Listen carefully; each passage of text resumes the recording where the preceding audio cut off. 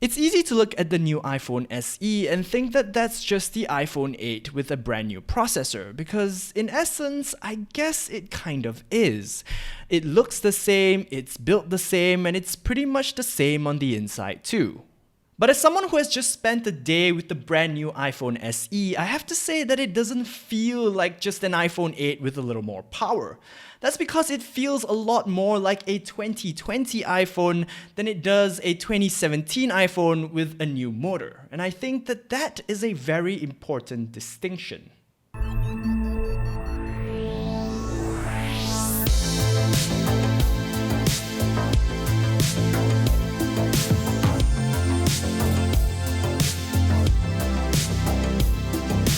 Now, don't get me wrong, I'm not saying that the iPhone SE is a completely new smartphone. What I'm saying is that there is more nuance to it.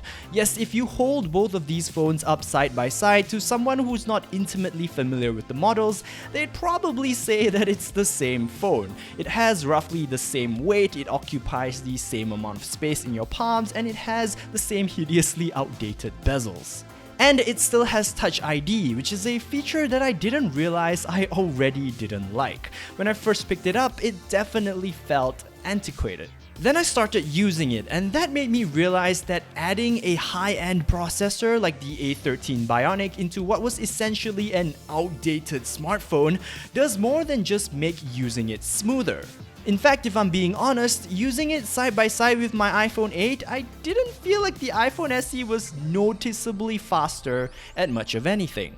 But I think one of the main things this new processor allowed for was the chance for Apple to add new features, stuff you might be familiar with on something like the iPhone 11 into a 2017 iPhone. And the most apparent area that has been updated is the camera. Now, I don't know if this is the exact same 12 megapixel camera as the one on the iPhone 8 because Apple didn't tell me, but teardowns seem to suggest that it is, and also from my eye test, it doesn't look like the hardware has really changed. But with the A13 Bionic, what you can do with the camera is quite different. For starters, just looking at the camera settings for each smartphone is enough to tell you that these are not the same in terms of capability. The new iPhone SE can do so much more. Smart HDR, for example, was something that really took the iPhone's camera to the next level, and that's a feature that the SE has over the iPhone 8 thanks to the A13 Bionic. On top of that, the iPhone SE can also do stereo sound recording in video, as well as some really excellent 4K video footage.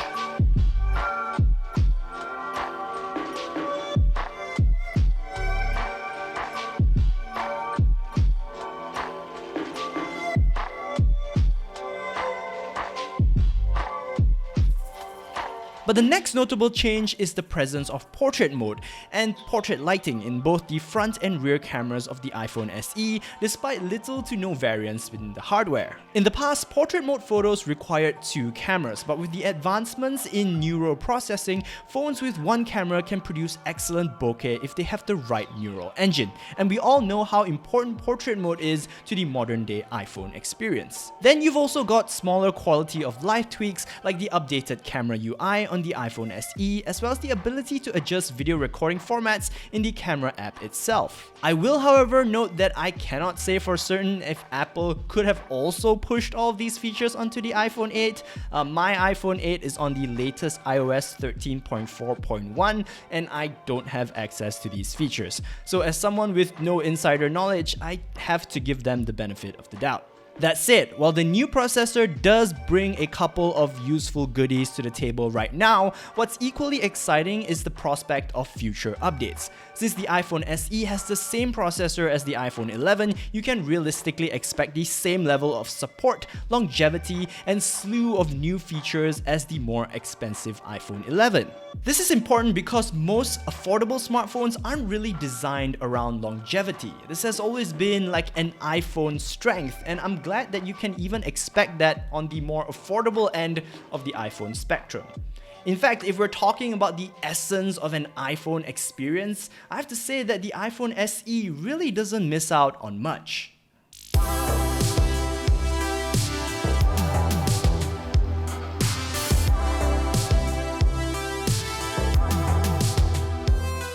On top of the high-end flagship processor, you're also getting a really premium build and finish, something that has always been a staple of Apple devices. And even here you can see some tweaks have been made. There isn't a space gray model anymore, and this particular device, although it looks very similar to space gray, is actually a touch darker in both the glass back as well as the aluminum frame. On top of that, every colorway now comes with a black front, so all the cutouts for the cameras and sensors are better hidden. Then you've got the earpiece stereo speakers, which are excellent by today's standards. Sure, they're not as good as the current iPhone 11 because they lack a bit of that body, but I think that they sound way better than almost every other phone in this price bracket. Is the MacBook land the utopia that all laptop users should move to? And can a long-time Windows user like myself really make the switch? Well, I guess that there's only one way to find out.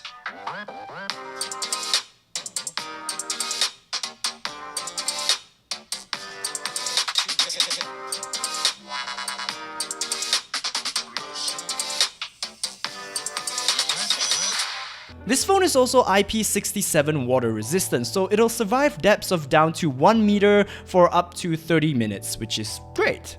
Apple also added more RAM so that the iPhone SE now features 3 gigs of RAM, which will certainly help with multitasking, something that was a problem with the iPhone 8. On top of that, you also get support for wireless charging, dual SIM via an eSIM, as well as Wi-Fi 6 support. Now, a lot of these features were obviously brought over from the iPhone 8, and I suppose you could look at it as a testament to how well-rounded that handset already was as a flagship smartphone experience, even after all these years. But there are some aspects of this smartphone that are simply not up to par with the flagships of today, not even after all the modernizing that Apple has done on the iPhone SE.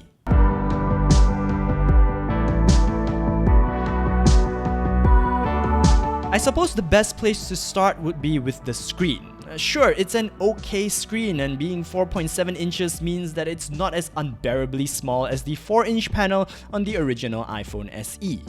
But it is still a 60Hz HD IPS display with the same brightness and contrast ratio of the iPhone 11. Sure, the 326 pixels per inch is slightly less noticeable on such a small panel, but the tech enthusiast in me just can't accept that a 2,000 ringgit smartphone in 2020 has a screen that's less than Full HD. Then there's the multi-camera system, or rather the lack of a multi-camera system. There's no telephoto, no ultra-wide, and while I do spend most of my time with the main wide-angle camera, having that versatility is something that I've grown to love on modern-day smartphones. Also, while I will praise the iPhone SE's 4K video, the photos are simply not flagship standard anymore. I mean, I can certainly see improvements over the iPhone 8, but when you set them next to the iPhone 11, the difference is night and day.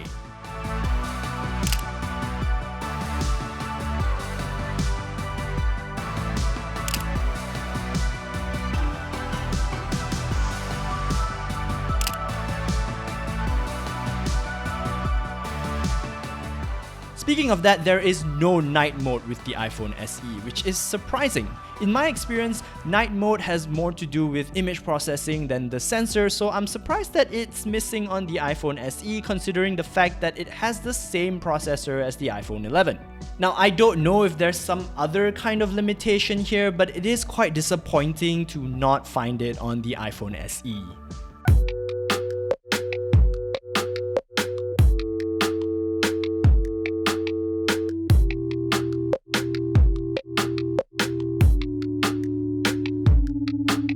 So yeah, clearly the iPhone SE is not quite the smartphone that the iPhone 11 is. I think that much was clear right from the get-go. But then again, it wasn't designed to be the new Apple flagship, so it doesn't need to compete with the other flagships in the market. What I was pleasantly surprised to find out was how much of an upgrade it felt like it was over the iPhone 8. Although the changes Apple made were small, they definitely add up to give you a better experience overall, and that's great for anyone who's looking to upgrade from an older iPhone.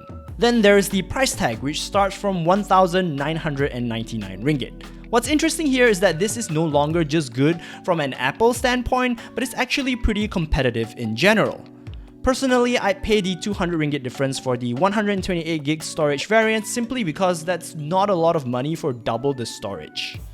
But keeping the entry price below 2,000 ringgit remains good for Apple in a year where many staple affordable Android flagships have edged over the 2,000 ringgit mark. So if you were to ask me what the iPhone SE was, I'd say that it's the new archetypal iPhone. It gives you just enough so that you get to experience the core of what it means to use an iPhone, and it does so at a much more affordable price point. And that makes it a great phone for older iPhone users to upgrade to, or for people who have yet to buy their first real smartphone. But I don't think that it will convert many people from the Android camp. But you know, that's okay. That isn't what this smartphone is designed to do, and as far as what this phone is designed to do, I think it does that pretty darn well. But that is it for this video. Thank you so much for watching. As usual, if you have any comments or thoughts or anything that you want to say about the iPhone SE, make sure you leave them in the comments section below. You can also subscribe to our YouTube channel for more awesome content. We're still churning them out even during this trying time. And we're also on Facebook, so you can like us there. We've been doing quite a few giveaways over there, so if you want to win a new phone, you know, you can head on over there. But our home will always be at soyachinchow.com. In the meantime, everybody stay safe, and till the next video, I'm Rory, and I'll see you then. Bye!